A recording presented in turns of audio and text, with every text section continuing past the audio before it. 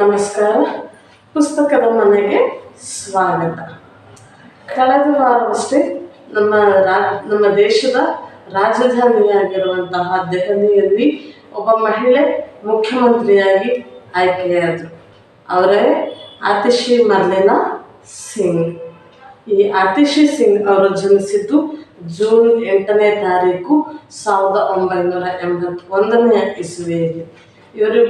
ಇವರ ತಂದೆ ತಾಯಿಗಳಿಬ್ಬರೂ ಕೂಡ ದೆಹಲಿಯ ವಿಶ್ವವಿದ್ಯಾಲಯದಲ್ಲಿ ಪ್ರಾಧ್ಯಾಪಕರಾಗಿ ಕೆಲಸಗಳನ್ನ ಮಾಡ್ತಾ ಇದ್ರು.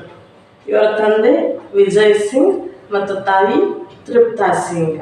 ಇವರ ಪೂರ್ಣ ಹೆಸರನ್ನು ನೋಡೋದಾದರೆ ಆತಿಶಿ ಮರ್ಲಿನಾ ಸಿಂಗ್.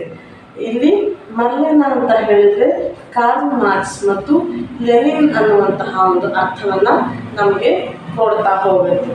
ಇದರ ಜೊತೆಗೆ 2019ನೇ ಇಸವಿಯಲ್ಲಿ ಮರ್ಲಿನಾ ಅನ್ನುವಂತಹ ಒಂದು ಹೆಸರನ್ನು ತೆಗೆದು ಹಾಕಲಾಗುತ್ತೆ.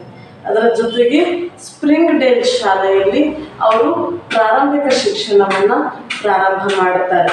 ಅದಾದ ನಂತರದಲ್ಲಿ ಸೈಂಟ್ ಸ್ಟೀಫನ್ ಕಾಲೇಜಿನಲ್ಲಿ ಅವರು ಸ್ನಾತಕೋತ್ತರ ಪದವಿಯನ್ನು ಪಡ್ಕೊಳ್ತಾರೆ.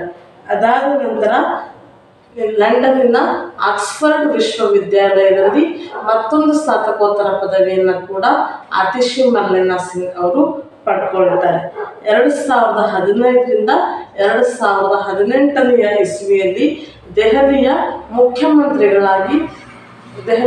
ಉಪಮುಖ್ಯಮಂತ್ರಿಗಳಾಗಿ ಅವರು ಕೆಲಸವನ್ನು ನಿರ್ವಹಿಸ್ತಾರೆ.